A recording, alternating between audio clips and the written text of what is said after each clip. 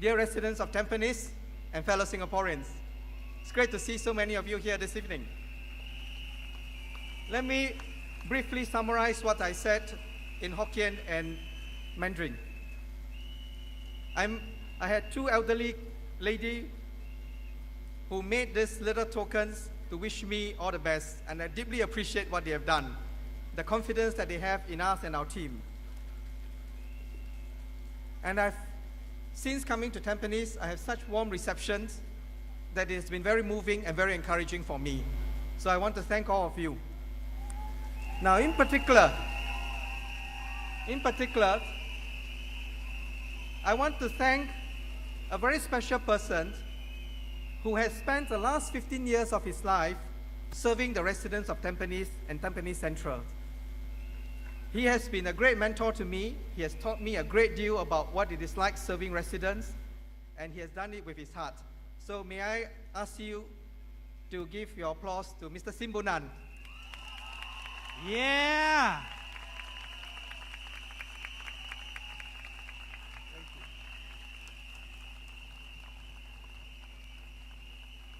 you. He is a great mentor, a great teacher, and a great MP who has served Tampines residents so faithfully and worked so well as a team together with Minister Ma and the team of MPs. And having worked with them on the ground over the last few weeks, it is a team of people who are deeply committed to serving you. Now, I want to talk about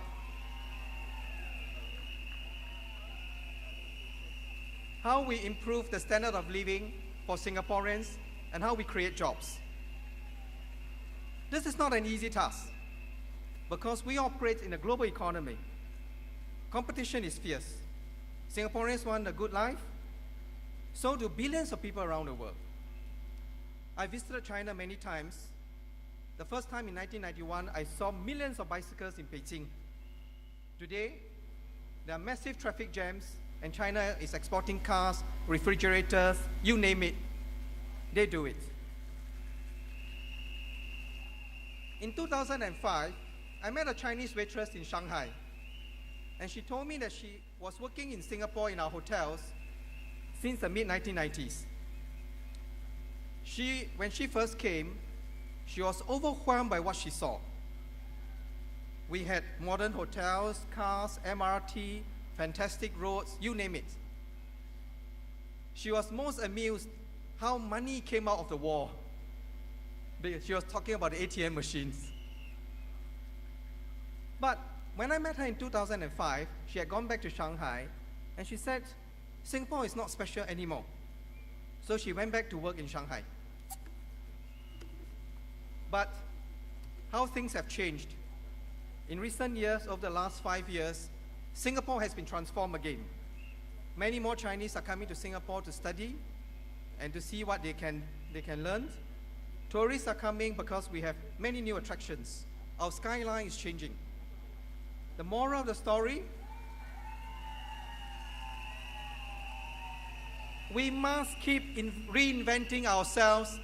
We must keep refreshing ourselves. Now, India is changing rapidly too. They have hundreds of millions of handphones and growth rates have been high. A few years ago, when I was negotiating the trade agreement with India, I met a senior official. And listen to this.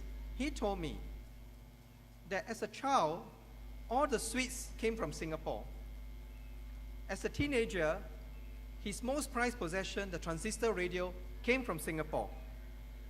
When he was an adult, tape recorders, then CD player, then computers, all came from Singapore. In his mind, he associates Singapore with all the nice things in life. So Singapore has a special place in his heart.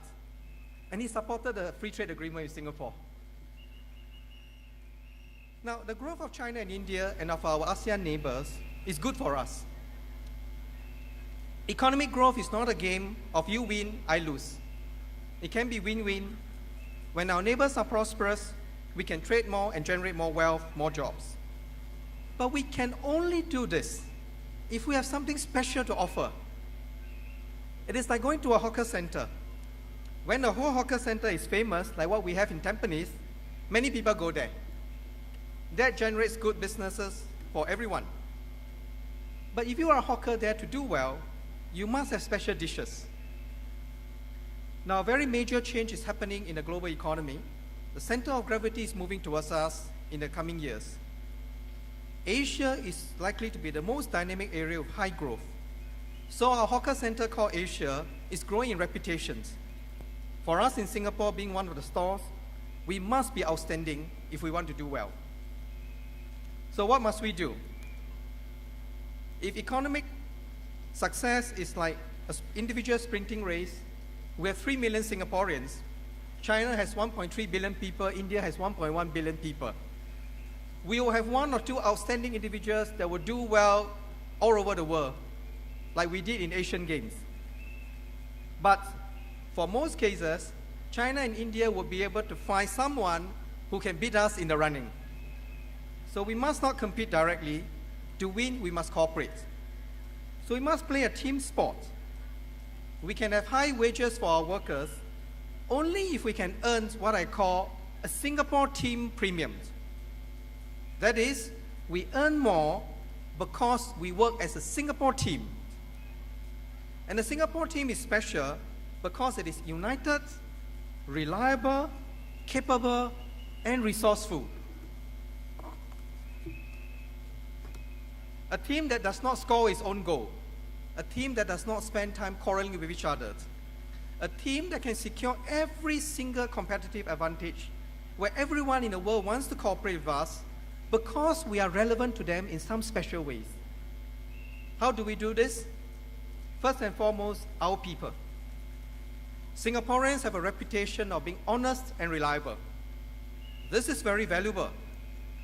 The head of a very large architecture firm in Singapore told me that his companies get many jobs despite the fact that our wages are higher. Why?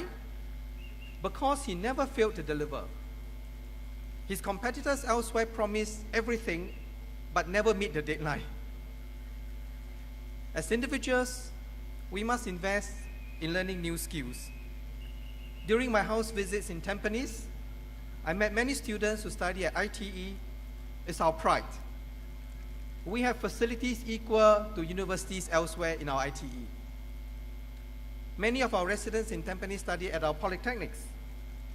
I used to work on design with the polytechnics on courses in a poly. I'm so surprised recently when I asked our Tampines resident what sort of courses they are doing.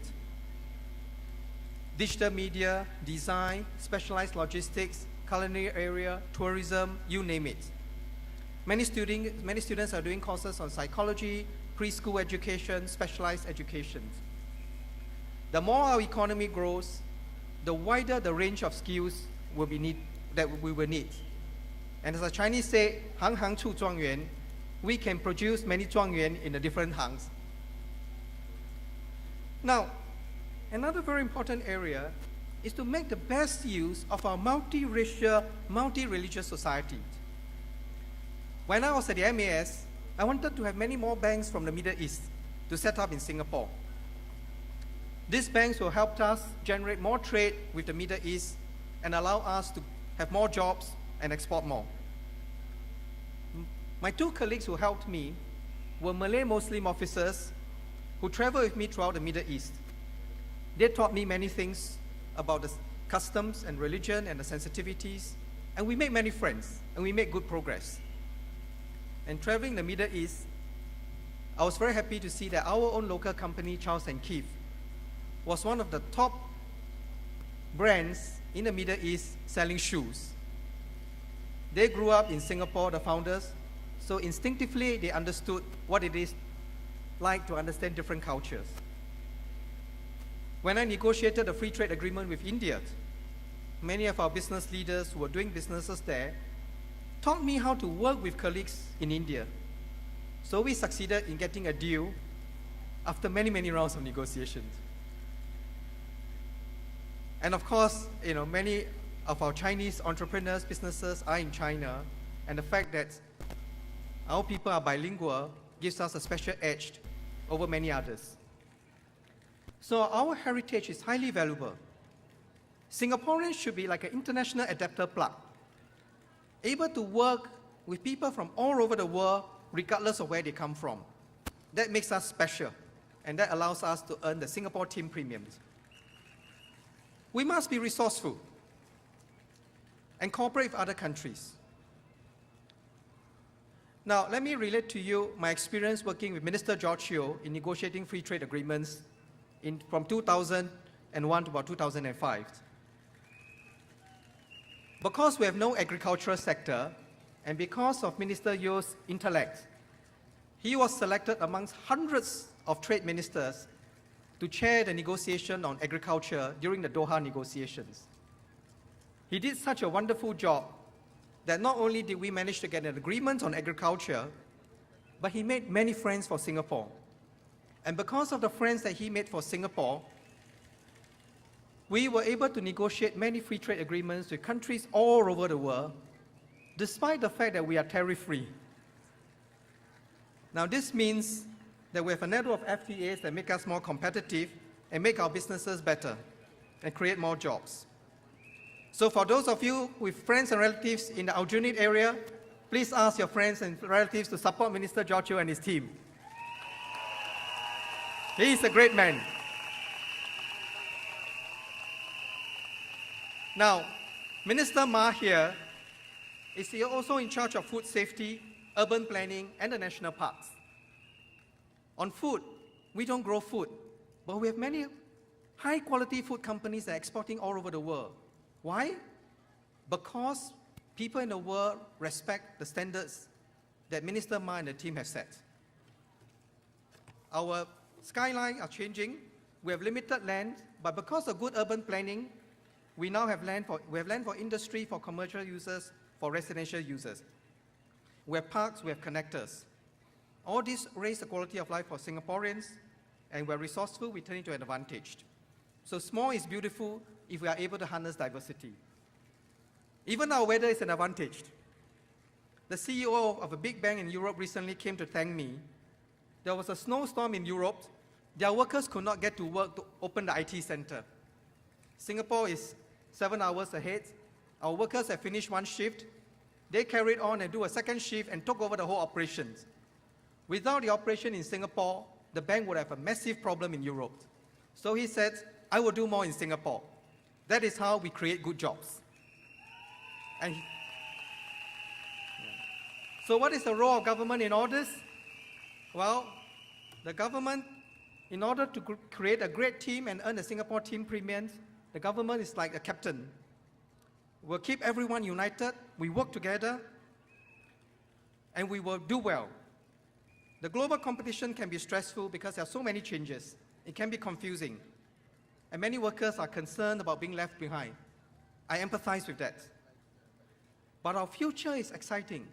The growth is in Asia, and the fact that we are already so well connected to US, Europe, the Middle East, South Africa, give us a very special place in the world. There are very few countries in the world that are so well prepared for globalization.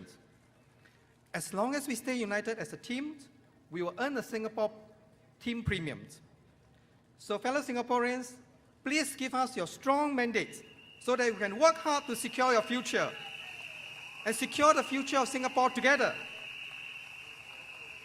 And for the residents of Tampines, we have exciting plans ahead. We are very excited to be able to work together with you to make Tampines our best home. Thank you very much.